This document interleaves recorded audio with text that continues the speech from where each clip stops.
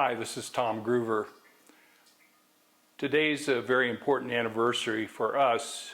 Today's December 30th, 2022. On December 30th, 2021, we lost our community, including two of our homes in the Sagamore development here in Superior, Colorado. So there was an enormous fire and threatened everybody's lives here, well, a lot of people's lives. And you can find out how we escaped from the fire by looking at a previous video here on this channel. I'll link to it here in the comments below in this YouTube video. So what I wanted to do is bring you up to date. I have a video I did at the site of the fire just a couple of days after it, and it was done with my phone, and did the best I could. The backstory there is we were living with our kids up near Berthoud, Colorado, and we were pretty freaked out over having, just about been burned up in a fire and losing two houses and all of our possessions. I'm not even sure, but I think we still only each had about one pair of underwear and a pair of pants and shirts, and fortunately we had winter coats and a hat and our hats because we took them with us, but everything else was lost. And we were there, and we had contacted our State Farm insurance agency and told them started the case for getting reimbursed for the expenses we had incurred so far, just living outside of our houses, but also, of course, to rebuild our houses. And so we contacted them, and they put us in charge with an adjuster that was assigned to us by State Farm to work on our cases. And it turns out she was a contractor working for some other company, and so it was a really strange relationship, and she told us she was going to get to know us really well and she'd be helping us and everything. So we were talking with her for a couple hours a day, recounting our story and going through the diagrams in our minds of our houses. And early on, she said, well, you're going to have to do a complete, thorough accounting on a spreadsheet of all your possessions that you lost. And, whoa, can you imagine? Think about if you've lived in a place for a long time, like 20 or more years, and all the things that you accumulate, particularly if you own a house, just all of the things that go with that. I mean, it's unfathomable, and all your hobbies and all your, everything. So she said she was going to send us a link to a web page where we could get started listing everything. And, we were so shocked from the fire that we really couldn't even focus on a spreadsheet at that point, but we started. And so I clicked on the link, and it took me to a page, and it showed me that was the correct page, but it wouldn't let me log in. I couldn't establish an account. I couldn't sign in. Tried a bunch of times, told the adjuster, she said she would fix it, but it had been days and she hadn't fixed it. And we asked her more than once, and so we began to lose faith in State Farm insurance. Also, being a chiropractic office, we're used to dealing with insurance that we call insurance fraud, which is basically the insurance business. And so that's where we were at the point, and I got a phone call out of the blue. There's a local filmmaker named Rob Jackson who is friends with another filmmaker, David Sampliner, from somewhere like Ohio. And he called me and said that Rob had recommended that he contact us because he was doing some footage, doing interviews with people who have been through extreme climate experiences, and wanted to know if he could fly out here and interview me and get some video of our houses. And so I agreed to that. And it seemed like one day, and he was here, and we met at the Walnut Cafe in Boulder, Colorado for brunch, and then drove together in separate cars out to the site where we had lost our houses. Now, this was the first time I had seen those things. There was a snowstorm after the fire, and you know, we just didn't know if we could even face it emotionally. So David gave me an interview there, and was out taking pictures and doing footage of the burn site. And then at that time, it occurred to me that I should just do a video of my own. So this video is just that.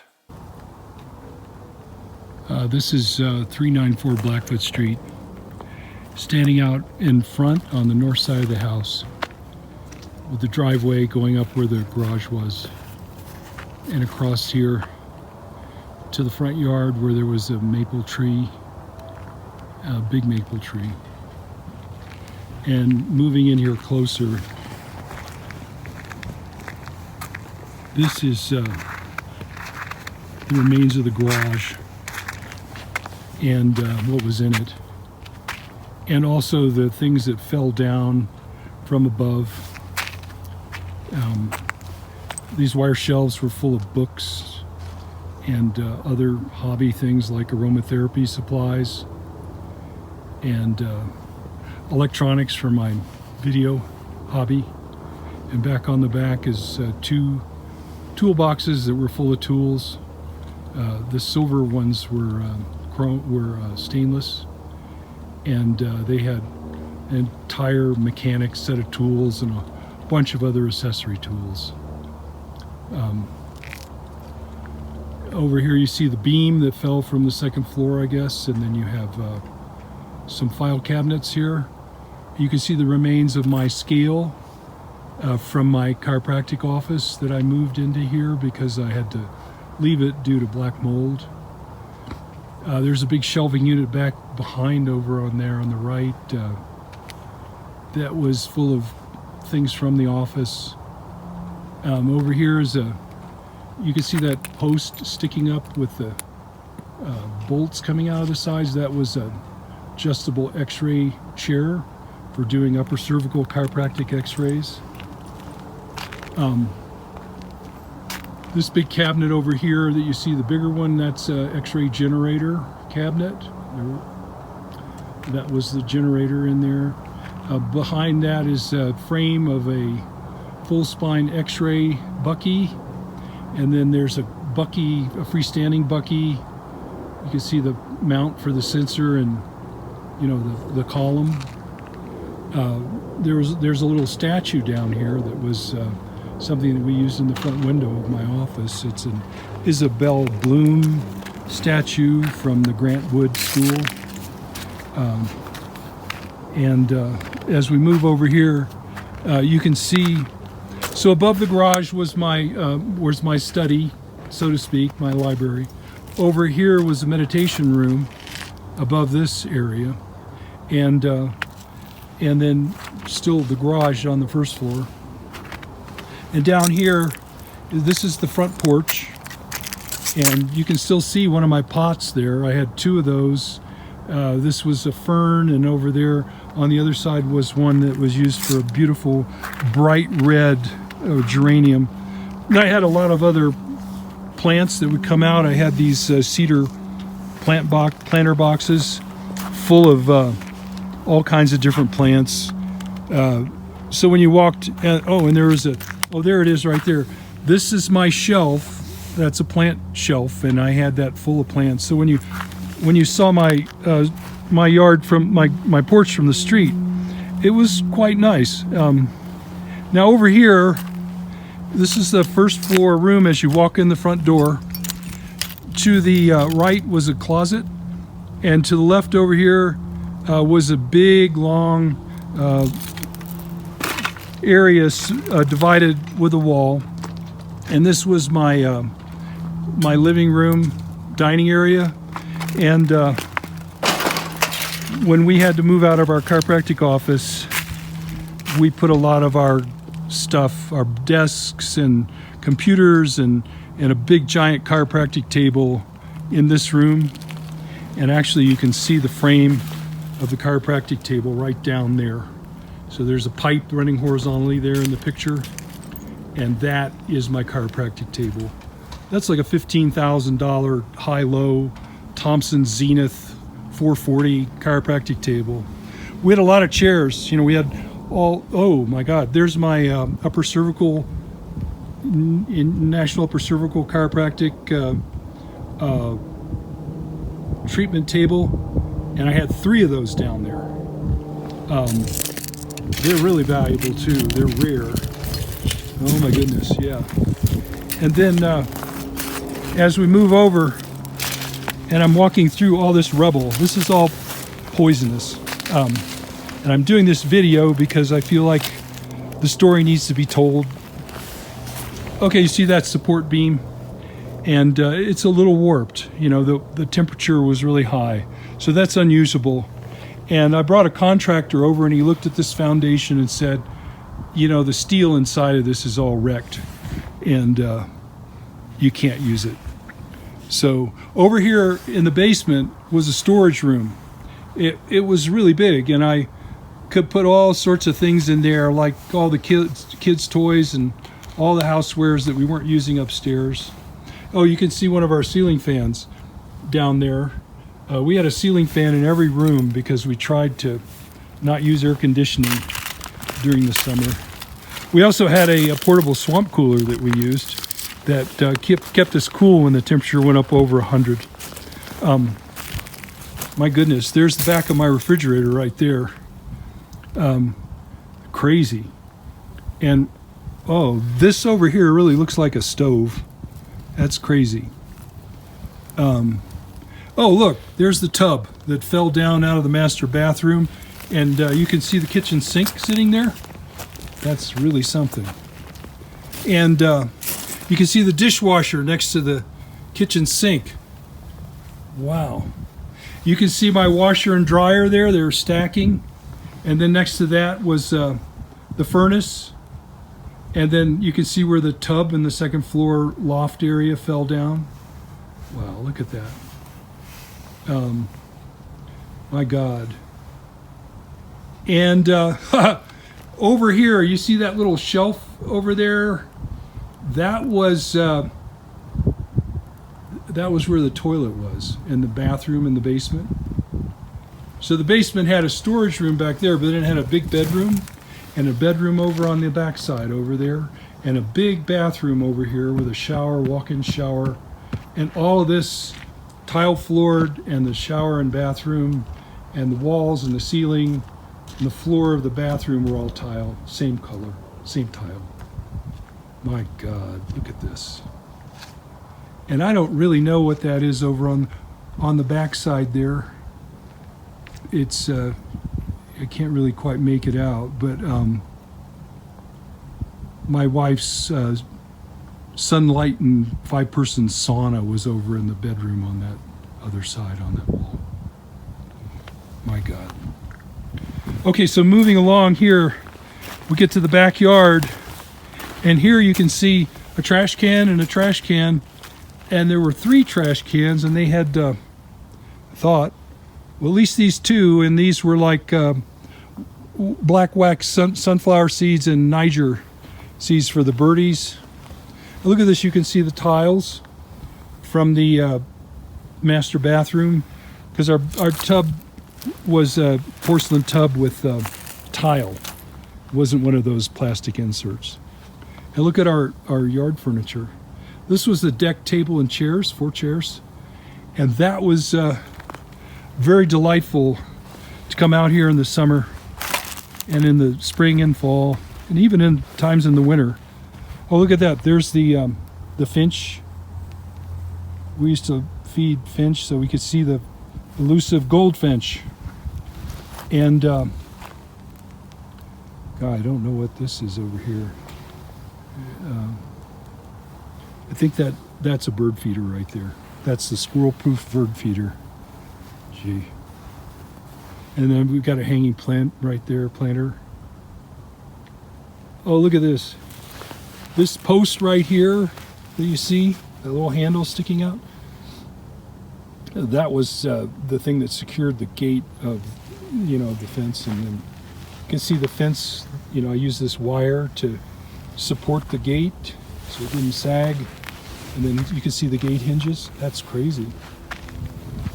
And this was an aspen tree right here. And this was it was a crabapple. That was a crabapple. And this was apparently another, that's another crabapple. And no, you know what that was? That was an aspen. And there's a crabapple. And you can kind of see the potting, the garden soil that was here in that planting area. You can see that. And this was a walkway. This was the fines from a flagstone. And so this is a crabapple, another crabapple over there, and then this was a really tall aspen tree that went up. Beautiful tree. So then we had all this stuff that you see here. That was from the neighbor. And then as you come around here, that's like a phone box, kind of phone, I don't know, utility or communications utility. I had plants in here, beautiful plants, and irrigation throughout this, and over here, an irrigation that went up on our deck. So you can't see anything from the deck. There's nothing remaining. It's just gone. But there was a big deck out here, and it came right about to where you see this landscaping barrier, this metal barrier. That was sort of the edge of it. Oh, look at that. There's my old, that's my my wheelbarrow.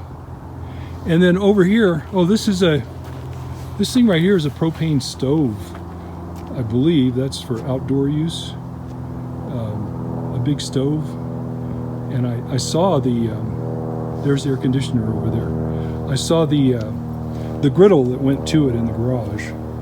We had propane tanks, a couple of propane tanks. So there's the view. And now I'm going to come over here again and just look over this edge. And the hot water heater was right here. Oh, right over there. There's the hot water heater. Okay. And this was the bedroom. And this had the sauna was right across there. My God. Oh, that's my exercise bike right there. Wow. You can see some of the water pipes, and then, man, some more wire shelving fell down in there. Oh, I know. I'd stored that extra shelf in the closet in this downstairs bedroom, and it's sitting right there. Oh, geez. Yeah. So here we are at 394 Blackfoot Street, what's left of it. And there's toolboxes. Two toolboxes. This one over closest is two panels. One sat on top of the other. And I don't know. I can't think of anything else to say right now about this. This is just really intense. Very intense. Yeah, very sad. I think the shelving that you see down there, I think that's left over from my botanical research area. Okay. So thanks for watching our video. At this point, the workings with State Farm Insurance have been really terrible. we aren't going to have enough money to build one of our houses, and the other one, I don't even think we'll have the money to do the landscaping. That's how bad it is. So I want to give you more information on this, as hopefully we'll be doing some videos very soon on this. If you'd like to help us out, our friends have helped us. A lot of people we don't even know have helped us on our GoFundMe site, help Tom and Karen Groover rebuild their home. And I'll put a link to that in the comments down below, in the information down below. And that money has helped us to pay for things that are needed. Like right now we're in the process of getting our permits, and there's a lot of preparatory work that costs money, and that's gone toward that. And then we've had to cover some of our living expenses, because State Farm doesn't give you money up front usually, but there was some money that was given to us later on that was mandated by the state law. So it's been really helpful to have friends in the world. And if anyone here is thinking that they maybe want to be an island and just withdraw from society in general, I would just like to